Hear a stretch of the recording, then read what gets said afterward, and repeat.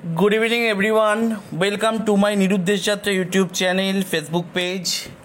আজকে আমি তোমাদের সাথে আলোচনা করতে এসেছি ক্লাস 10 সিবিএসসি বোর্ড সিলেবাসের গ্রামারের একটা চ্যাপ্টার নিয়ে, সাধু ও চলিত ভাষায় রূপান্তর।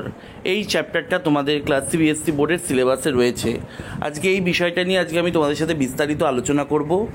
যদিও চ্যাপ্টারটা ক্লাস 10-এর শিক্ষার্থীদের খুব সোজাই লাগে, খুব জটিল কিছু নয়, তবে আমাদের গ্রামারের চ্যাপ্টার তো নিখুঁতভাবে করতে লাগবে এবং সেক্ষেত্রে যে জিনিসগুলো আমাদের একটুখানি ভালো করে জেনে নিতে হবে সেই ব্যাপারটাই একটু তোমাদেরকে ভালো করে বুঝিয়ে দিতে এসেছি। তোমরা ভিডিওটা প্রথম থেকে শেষ অবধি দেখো।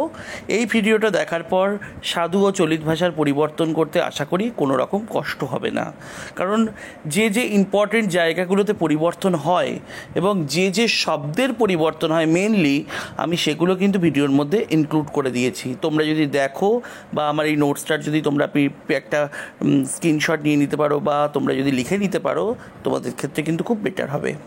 তবে শুরু করছি কথা না বাড়িয়ে।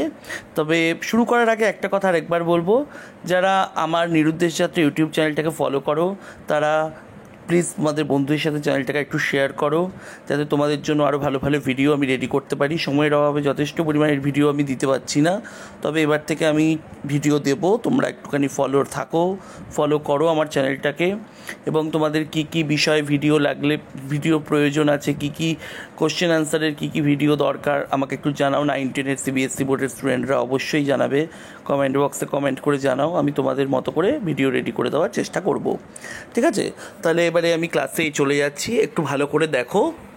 প্রথমে আমাদের জেনে নিতে হবে যে এই চ্যাপ্টারটা সাধু আর চলিত ভাষার ক্ষেত্রে প্রথমে আগে জেনে নিতে হবে সাধু ভাষার বৈশিষ্ট্য কী আছে আর চলিত ভাষার বৈশিষ্ট্য কী আছে।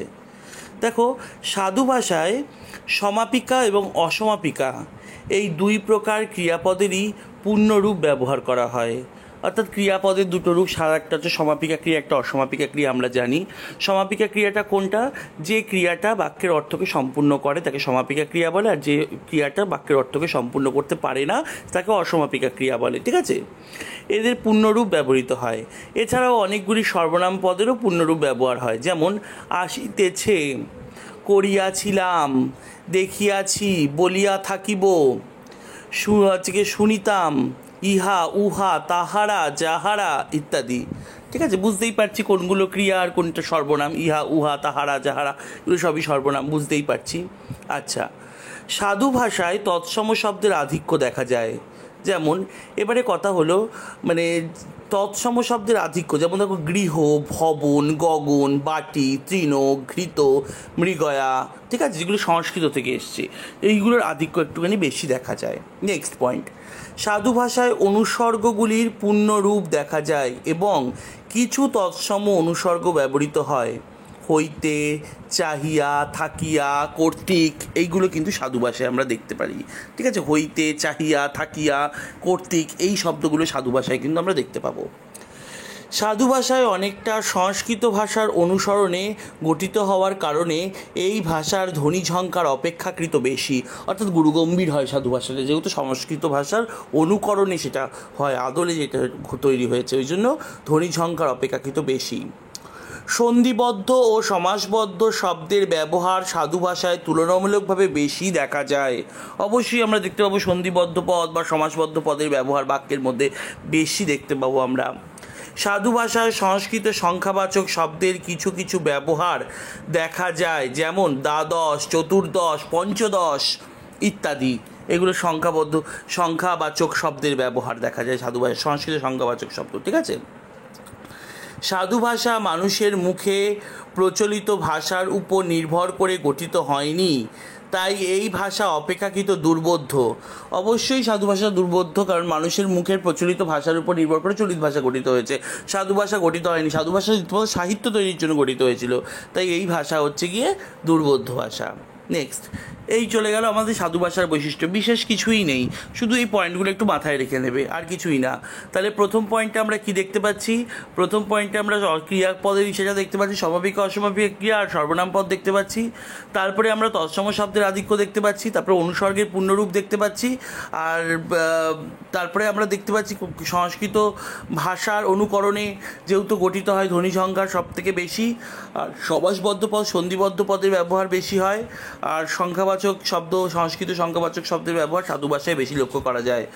আর যেহেতু সাধু ভাষাটা মানুষের মুখের ভাষা, প্রচলিত ভাষার উপর নির্ভর করে গঠিত হয়নি, তাই ভাষাটা একটু দুর্বোধ্য। এবারে আসি চলিত ভাষা, এটা আরও সোজা। চলিত ভাষায় ক্রিয়াপদ ও সর্বনাম পদের সংক্ষিপ্ত কথ্যরূপটি ব্যবহার করা হয়, যেমন করেছি, গেছিলাম, দেখব, আসছে, করেছে, ও, এ, তার, ওর ইত্যাদি। দেখো একদম পুরো যে ভাষাগুলো আমরা মুখে বলি। চলিত ভাষায় দেশীয় তদ্ভব শব্দের ব্যবহার তৎসম শব্দের চেয়ে বেশি। বিদেশি শব্দ যথেষ্ট পরিমাণে ব্যবহৃত হয়, যেমন গাছ, ঘর, ঘাস, হাত, পা, বাড়ি, ঘি ইত্যাদি। চলিত ভাষায় তদ্ভব ও বিদেশি অনুসর্গ ব্যবহৃত হয়, অনুসর্গের পূর্ণ রূপ ব্যবহৃত হয় না, যেমন হতে, চেয়ে, থেকে, দিয়ে ইত্যাদি। ঠিক আছে, তারপরে দেখো চলিত ভাষায় সাধারণত মানুষের মুখের ভাষার উপর ভিত্তি করে গড়ে উঠেছে বলে ধ্বনি সংখ্যার সাধু ভাষার তুলনার মতো নয়।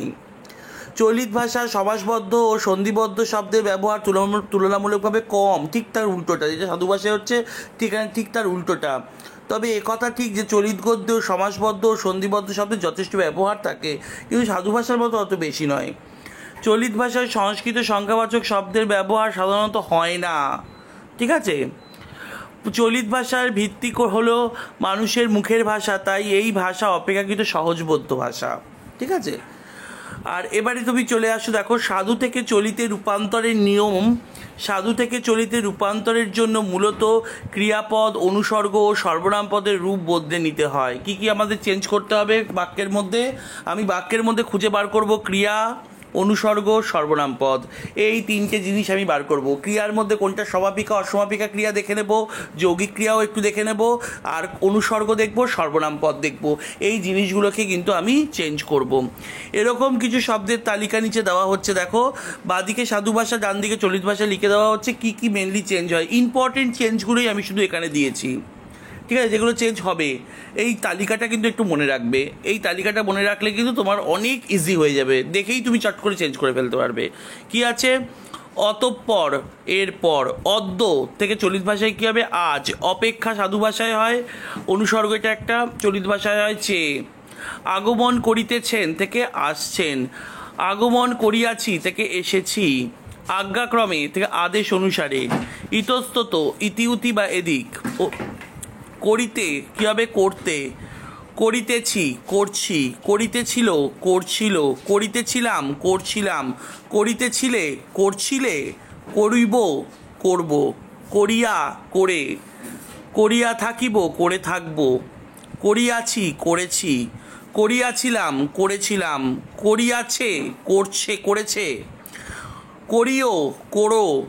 করিলাম, করলাম। করল, কাল, কার্যক্রমে, কাজের সময়।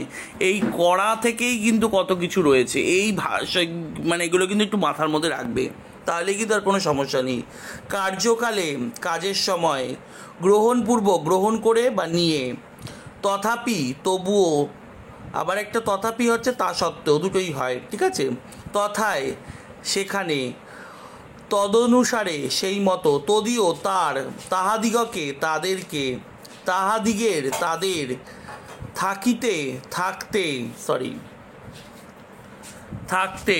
নেক্সট, আচ্ছা, দর্শন করিতে, দেখতে। দর্শনপূর্বক মানে দর্শন করে বা দেখে। আচ্ছা, দেখিয়া, দেখে। নিমিত্ত, জন্য। প্রত্যহ, প্রতিদিন। ঠিক আছে, বলপূর্বক, গায়ের জোরেই বা জোর করে। বলিয়া, বলে। মদীয়, আমার। যথা, যেমন। যথায়, যেখানে। যদ্যপি, যদিও। হইতে, থেকে। এই জিনিসগুলো কিন্তু খুব ভালো করে মনে রাখবে। যদি এই জিনিসগুলো যদি মনে রাখতে পারো তাহলে কিন্তু চেঞ্জ করতে কোনো অসুবিধা হবে না। দেখো সাধারণত বর্তমানকালে সাধু ও চলিত ভাষায় সমাপিকা ক্রিয়া বিভক্তির বদল ঘটে না। ক্রিয়া ধাতুটির বদল করা গেলে তা করতে হবে, যেমন গমন করি থাকলে চলিতে যাই হবে, ভোজন করি থাকলে খাই হবে। কিন্তু দেখি বলি শুনি ইত্যাদি ক্রিয়া সাধু ও চলিত উভয় ভাষাতে একই রূপে ব্যবহার করা হয়। দেখো এখানে কিন্তু গমন করি, এখানে কিন্তু কী হবে, যাই, চলিত ভাষায় হয়ে যাবে যাই, ঠিক আছে। তারপরে হচ্ছে কি ভোজন করি, এই কথাটা কী হবে, মানে খাই, একটা শব্দে আসছে। আর যদি বলি দেখি বলি শুনি, এগুলো সাধু ক্রিয়াতে কোনো রকম উভয় ভাষাতে একই থাকে, এগুলো চেঞ্জ হয় না। এবারে আমি কতগুলো দৃষ্টান্ত দিয়েছি, মানে চেঞ্জ, পরীক্ষায় যেভাবে আসবে সাধু ভাষা বা চলিত ভাষা পরীক্ষায় তুলে দেবে, তার অপোজিটটা তোমাকে করতে হবে। এখানে দেখো কতগুলো দৃষ্টান্ত, সবকটা আমি পড়বো না, কয়েকটা পড়ছি, একটু দেখো। এতক্ষণে অপূর্ব তাহার পরিচ্ছদের প্রতি দৃষ্টিপাত করিয়া মুখ ফিরাইয়া হাসি গোপন করিল, সাধু ভাষায় রয়েছে। এটাকে যদি চলিত ভাষায় করি তাহলে এতক্ষণে আছে, এতক্ষণে অপূর্ব তার পোশাকের দিকে, প্রতি আছে এখানে দিকে হলো, তাকিয়ে, দৃষ্টিপাত আছে তাকিয়ে, মুখ ফিরিয়ে হাসি গোপন করলো, ঠিক আছে। নিমাইবাবু চুপ করিয়া রহিলেন, রহিলেন আছে দেখো, নিমাইবাবু চুপ করে থাকলেন বা রইলেন, হস্যই দিয়ে লিখতে পারো এটা। টিফিনের সময় উভয় একত্র বসিয়া জলযোগ করিত, তাহলে কি হবে, টিফিনের সময় উভয় একসঙ্গে বসে জলযোগ করত, ঠিক আছে। ইচ্ছা করিলে আমি তোমাকে টানিয়া নিচে নামাইতে পারি, সাধু ভাষায় রয়েছে। তাহলে ইচ্ছা করিলেটা কী হবে, করলে আমি তোমাকে, টানিয়াটা কী হবে, টেনে নিচে, নামাইতে কী হবে, নামাতে পারি, ঠিক আছে। আবার দেখো সাধু ভাষায় আরেকটা আছে, প্রায় দিন এই লইয়া দুই ভাইয়ের মধ্যে বিবাদ লাগিয়াই আছে, ঠিক আছে। তাহলে এটা চলিত ভাষায় কী হবে, প্রায় দিনই, প্রায় দিন এই লইয়া আছে, তো এখানে প্রায় দিনই এই নিয়ে দুই ভাইয়ের মধ্যে বিবাদ লেগেই আছে, বিবাদ থেকে ঝগড়াও করে দিতে পারো, লেগে আছে, ঠিক আছে। নেক্সট, কল্ল সন্ধ্যাবেলায় এই ঘর ভরিয়া দিতে হইবে, কল্ল মানে কাল, ঠিক আছে, চলিত ভাষায় কাল হচ্ছে, কাল সন্ধ্যাবেলায় এই ঘর ভরে দিতে হবে, ঠিক আছে। মহিলাদের মধ্যে একজন বিচারকের আদেশ শুনিয়া নীরব রইল, তাহলে সাধু ভাষায়, চলিত ভাষায় কী হবে, মহিলাদের মধ্যে একজন বিচারকের আদেশ শুনে নীরব রইল, ঠিক আছে। এরকম করে করে দেখো আমি অনেকগুলো উদাহরণ তোমাদেরকে কিন্তু দিয়ে দিয়েছি, তোমরা একটুখানি দেখে নাও, এবং আমার মনে হয় না তোমাদের কোনো সমস্যা হবে বলে, তোমরা একটু দেখে নাও ভালো করে, ঠিক আছে। এখান থেকে তোমরা স্ক্রিনশটও নিয়ে নিতে পারো, আমি আস্তে আস্তে স্ক্রল করছি। আমি এখানে 22টা মতো দিয়েছি সাধু থেকে চলিত ভাষায় রূপান্তর, এই 22টা মতো আমি তোমাদেরকে এখানে লিখে দিয়েছি, তোমরা এগুলো দেখতে পারো এক্সাম্পল হিসেবে। এছাড়াও বিভিন্ন বই থেকে তোমরা এটাকে সলভও করতে পারো, ঠিক আছে। দেখে নাও ভালো করে একটুখানি, তোমরা এখান থেকে তোমরা স্ক্রিনশটও নিয়ে নিতে পারো, ঠিক আছে। তাহলে এই ভিডিওটা আমার আজকে এই অবধি, তোমাদের সাধু ও চলিত ভাষা নিয়ে একটু আলোচনা করা দরকার ছিল, এটা নিয়ে কোনো ভিডিও বানানো হয়নি, তাই এই চ্যাপ্টারটা নিয়ে ভিডিও বানানো হয়ে গেল। আশা করি ক্লাস 10-এর সব কটা চ্যাপ্টার, সব কটা গ্রামার চ্যাপ্টার নিয়েই আমার ভিডিও রয়েছে আমার ইউটিউব চ্যানেলে, তোমরা সেখান থেকে দেখতে পারো। এছাড়াও তোমাদের কিছু প্রয়োজন হলে তোমরা আমাকে মেসেজ করো, কমেন্ট করে জানাও। এছাড়াও আমার ডেসক্রিপশানে আমার ফোন নাম্বার দেওয়া থাকে, তোমরা হোয়াটসঅ্যাপ করতে পারো, কল করতে পারো, কোনো অসুবিধা নেই। স্টুডেন্টরা আমাকে যখন ইচ্ছা ফোন করতে পারে, যে কোনো প্রয়োজনে, ঠিক আছে। এইভাবেই তোমরা একটু আমার পাশে থাকো, আমার চ্যানেলটাকে সাবস্ক্রাইব করো এবং বন্ধুদের সাথে শেয়ার করো, যাতে তোমাদের জন্য আরও ভালো ভালো ভিডিও রেডি করতে পারি।